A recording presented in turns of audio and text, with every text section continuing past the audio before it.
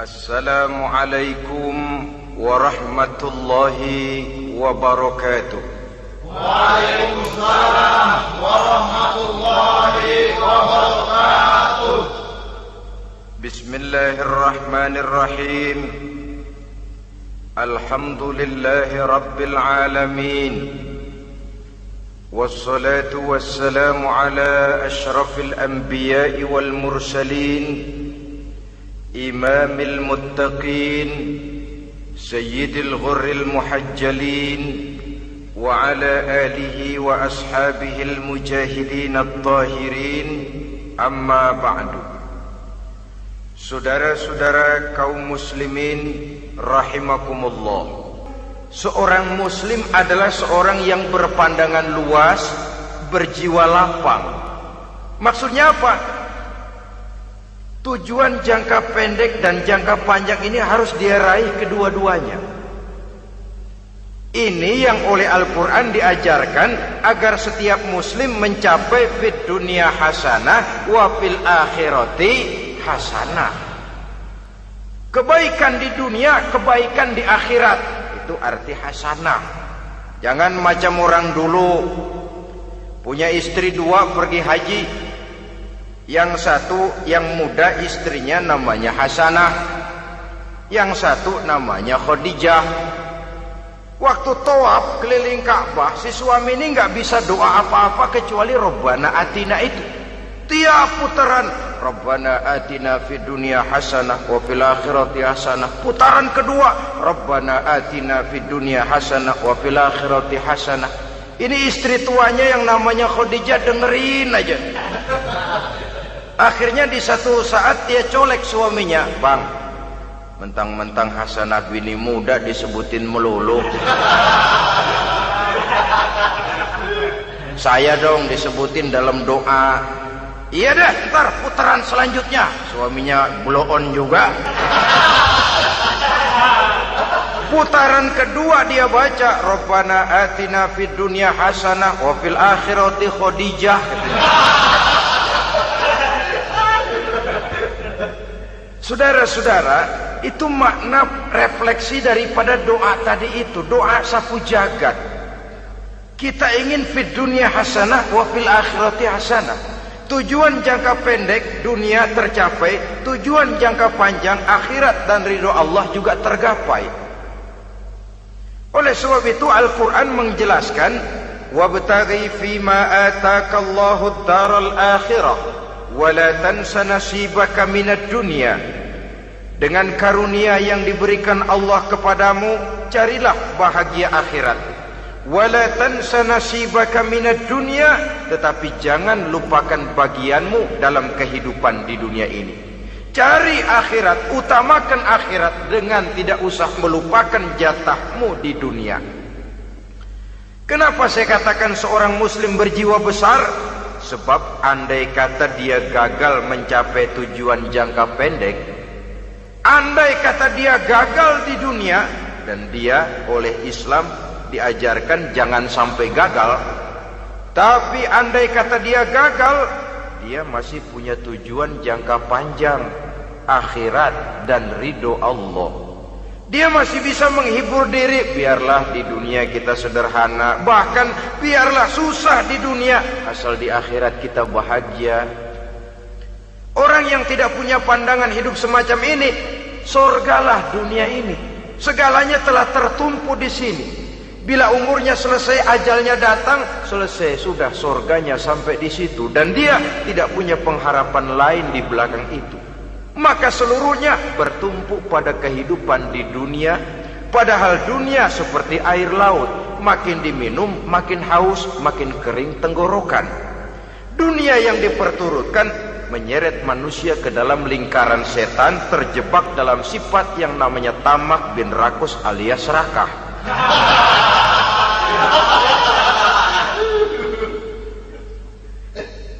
Andai kata dia gagal untuk tujuan jangka pendek, dia masih punya tujuan jangka panjang, akhirat.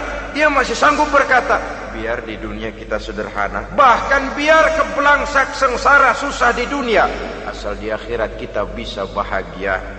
Kan masih ada harapan. yang paling bangpak, paling rusak betul. Sudah di dunia sengsara, di akhirat celaka. Jadi dunia rumahnya gubuk, pinggir kali miring, asal hujan bocor, utang selebar warung. Bayang kagak, ngaji enggak, puasa enggak, saban malam merit mulu. Saudara hadirin yang saya hormati, lalu kapan mau bahagia kalau sudah di sini susah, di sana akan susah juga. Ini yang pertama, seorang muslim, seorang yang optimis, berjiwa besar, luas pandangan. Kegagalan dia dalam jangka pendek tidak menyebabkan dia melupakan tujuan jangka panjang. Yang kedua, positifnya apa? Cara dia mencapai tujuan jangka pendek diwarnai oleh keyakinan adanya tujuan jangka panjang.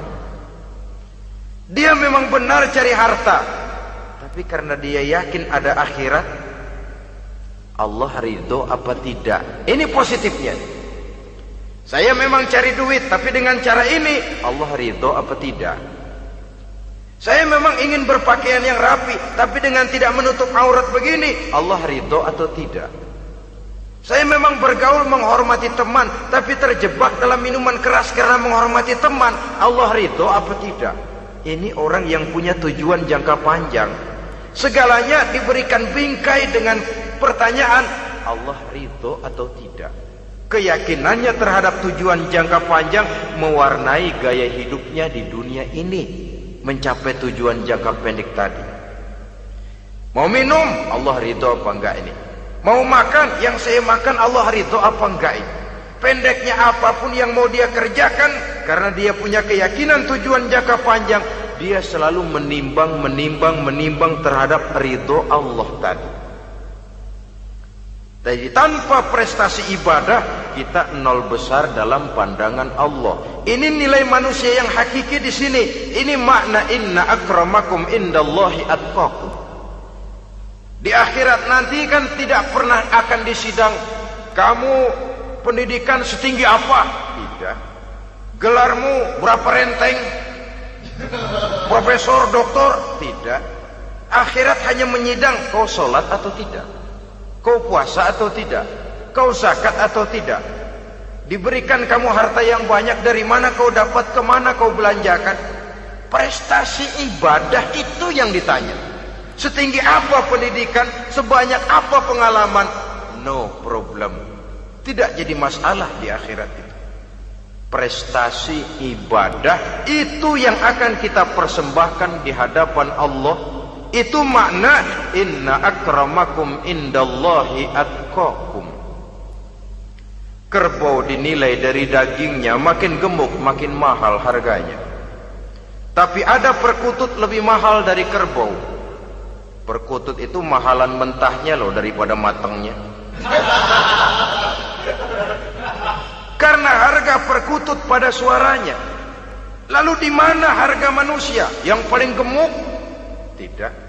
Suaranya, oh kalau manusia dinilai dari suaranya, barangkali Madonna nomor awal masuk surga. Hanyalah dengan prestasi ibadah kita bisa mencapai tujuan jangka panjang, akhirat dan ridho Allah. Nah baiklah ya, kalau sudah jelas bahwa kita punya dua tujuan jangka hidup, jangka pendek dan jangka panjang, bagaimana Islam mengajarkan kita meraih dua ini?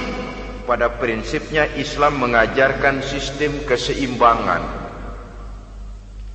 Dalam berbagai aspek kehidupan, keseimbangan ini nampak dengan nyata diajarkan oleh agama kita. Seperti ayat yang saya bacakan tadi. Dengan karunia yang diberikan Allah kepadamu, cari negeri akhirat, tapi jangan lupakan bagianmu di dunia ini. Dalam bentuk yang lebih nyata, bekerjalah untuk duniamu seolah kau akan hidup buat selamanya, tapi bekerjalah buat akhiratmu seolah kau akan mati besok. Manifestasinya dalam kehidupan, misalnya orang kaya diperintah membantu yang miskin, tapi orang miskin dianjurkan berusaha. jangan mengandalkan hidup kepada yang kaya, seimbang. Kamu kaya, betul Pak, bantu yang miskin. Kamu miskin, iya Pak, berusaha. Seimbang. Tuan rumah diwajibkan menghormati tamu, tamu diwajibkan tahu diri, seimbang. Jadi bagaimana kalau sudah kita bekerja di sawah, di ladang, di pasar, di kantor, anggap kita akan hidup selamanya agar timbul gairah kerja. Tapi kalau sudah sholat, anggap kita akan mati besok supaya timbul khusyuknya. Nah, titik tekannya di mana?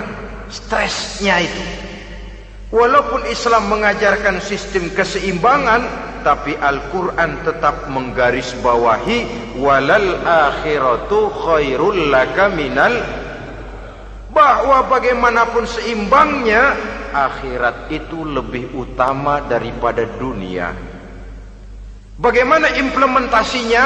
Kata orang-orang tua, kalau kita menanam padi, rumput pasti tumbuh, tapi nanam rumput jangan mimpi tumbuh padi. Maksudnya apa? Kalau satu perbuatan kita niatkan karena Allah, dunianya pasti ikut.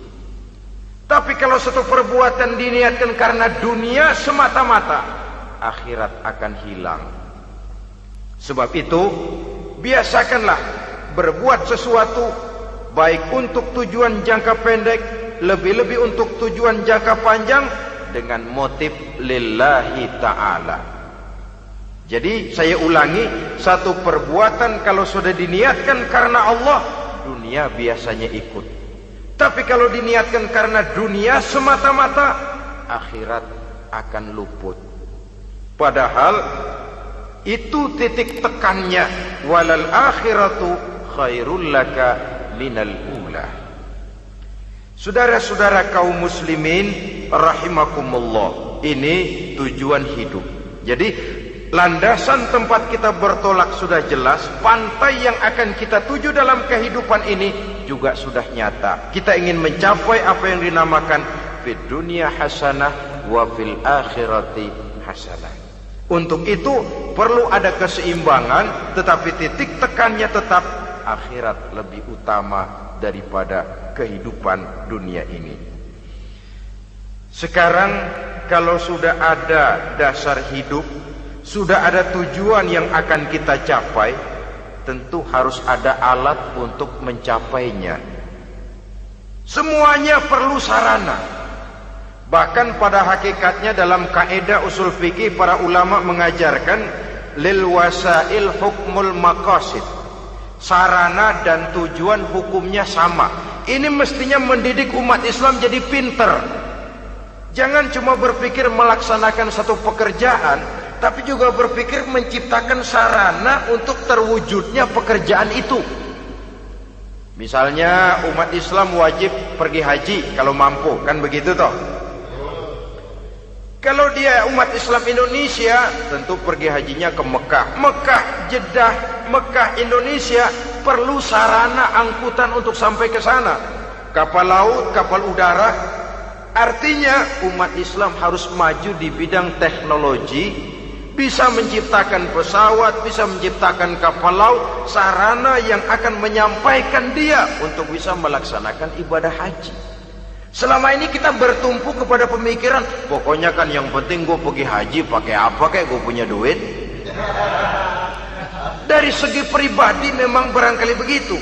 Tapi sebagai umat yang harus mencapai kemajuan, apabila diperintahkan melaksanakan sesuatu, kita pun hakikatnya dituntut menciptakan sarana untuk menunjang pelaksanaan sesuatu itu sendiri.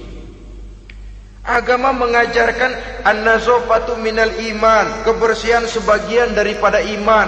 Siapa yang menciptakan mesin cuci, sabun-sabun keras, deterjen, rinso dan lain sebagainya? Siapa yang menciptakan air condition, pembersih ruangan?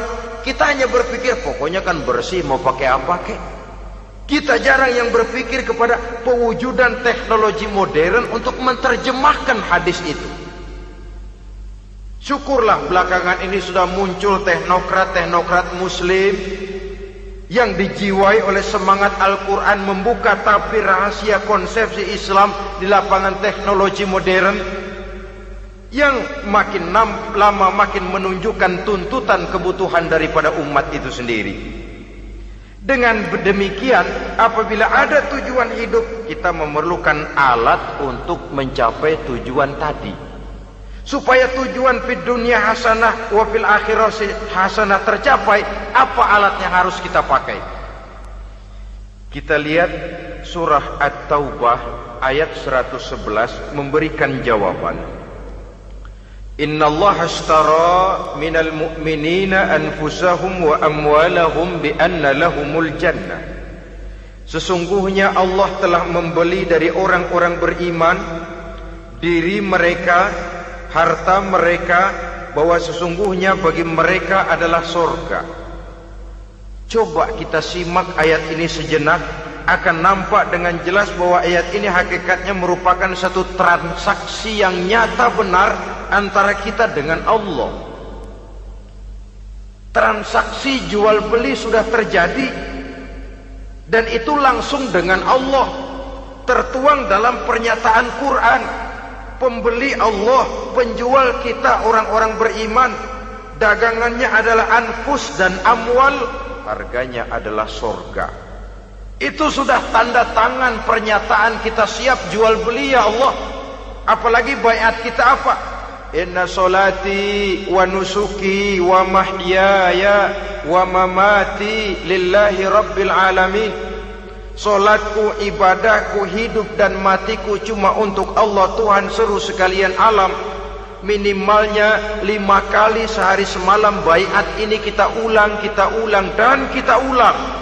Kenapa lalu kita tidak konsekuen? Dalam konteksnya dengan persoalan, maka alat hidup kita itu ada 2. Pertama, anfus. Ini bentuk mufrad dari jamaknya, bentuk jamak dari mufrad nafsun. Biasa diterjemahkan dengan diri. Yang dimaksud dengan diri adalah kepribadian. Yang dimaksud dengan kepribadian ialah kekayaan yang kita miliki dalam kepribadian kita. Artinya bisa tenaga, pikiran, konsep, gagasan, wewenang, ide, pangkat, jabatan, kemampuan, keahlian, skill, itu semuanya masuk ke dalam anfus, diri. Sedangkan amwal bentuk jamak dari mufrad malun, biasa diterjemahkan dengan harta. Pengertian di sini ialah seluruh bentuk-bentuk materi yang berada di bawah kekuasaan kita. Bisa rumah, bisa uang, bisa tanah, bisa kebun, bisa pabrik, bisa peternakan, itu semuanya amwal. Nah, baik anfus maupun amwal, diri, tenaga kek, pikiran kek, harta kek, pangkat kek, jabatan kek, wewenang kek, keahlian kek, untuk tujuan jangka pendek harus jadi rahmah bagi lingkungan. Untuk tujuan jangka panjang harus menunjang jalan menuju ridho Allah. Jadi kalau pangkat kita menjauhkan kita dari ridho Allah, itu bukan nikmat tuh, azab. Punya pangkat bukan melakukan kebaikan, malah melakukan kejahatan, setidak-tidaknya berdiri di belakang kejahatan, melindungi perbuatan-perbuatan munkar. Dalam kelas kakap melindungi korupsi, dalam kelas teri jadi backing tukang koprok. Umpamanya itu sudah menyalahi. Alat tidak digunakan untuk mencapai tujuan, itu untuk tujuan jangka pendek. Lalu amwal, harta, uang, tanah, rumah, kebun, untuk tujuan jangka pendek harus menjadi rahmah bagi lingkungan. Sedang untuk tujuan jangka panjang baik diri maupun harta, harus menunjang jalan menuju ridho Allah, harus meningkatkan prestasi ibadah kita kepada Allah Subhanahu wa ta'ala. Malah yang namanya amwal ini tanggung jawabnya lebih berat loh saudara. Kalau saudara diberikan ilmu, sidang akhirat cuma satu, ilmumu kau amalkan untuk apa? Saudara diberikan umur panjang, pengadilan akhirat cuma bertanya satu, umurmu kau habiskan di mana? Tapi saudara diberikan harta, pertanyaan akhirat dua, hartamu kau dapat dari mana? Kau belanjakan kemana? Dari mananya dan kemananya ditanya, depan belakang. Kadang-kadang kan ada orang hartanya didapat dari jalan yang halal, dibelanjakan di jalan haram. Kerja peras keringat banting tulang setengah mati, begitu dapat duit beli buntutan, muter-muter kertas cari kode. Didapat dari jalan halal, dibelanjakan di jalan haram. Atau didapat dari cara yang haram, dibelanjakan di jalan yang baik. Menang judi, nyumbang pesantren. Nabi mengajarkan innallaha thayyibun la yaqbalu illa thayyib. Allah itu baik dan hanya menerima yang baik-baik saja. Tidak bisa mencuci kain dengan air najis. Kain akan tetap kotor. Saudara-saudara kaum muslimin rahimakumullah. Oleh karenanya masalahnya terpulang kepada kita, pandai-pandailah membagi orientasi. Suatu saat tenggelam kita dalam kesibukan dunia dan seluruh isinya untuk mencapai tujuan jangka pendek. Lain saat tenggelam kita memfanakan diri untuk mencapai tujuan jangka panjang, akhirat dan ridho Allah. Karena kehidupan ini bukan berjalan tanpa batas. Umur ini bukan satu karunia tanpa pertanggungan jawab. Satu saat setuju atau tidak, rela atau terpaksa, kita akan sampai kepada garis finish daripada perjalanan kehidupan dunia ini, yang memang merupakan satu perjalanan panjang, a walking tall. Kata orang Kulon, a walking tall, satu jalan yang demikian jauhnya. Entoh kita akan sampai ke garis finish. Bila datang ajal, senja kehidupan datang, malam menyelimuti. Datangnya tidak pernah kita sangka, tapi sekali dia datang, tidak satu kekuatan yang bisa menolak. Kehadirannya tidak pernah kita harapkan, tapi satu kali dia datang bertamu, pasti terjadi. Dan itu pasti akan kita temui. Alangkah malangnya pada saat kembali itu datang, kita tidak punya prestasi ibadah. Lalu apa artinya prestasi dunia? Apa artinya tujuan jangka pendek kalau kita harus kehilangan tujuan jangka panjang? Rumah kita yang besar, pangkat kita yang tinggi, harta kita yang banyak, bisakah menolong kita untuk kalau sudah kumpul di padang mahsyar nanti? Malaikat, jangan gebugin saya, rumah saya harga 2 miliar.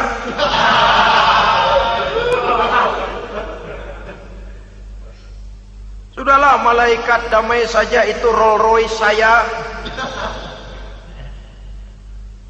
Pakai saja malaikat, pakai. Kata malaikat, gue budak, gue nggak butuh gituan.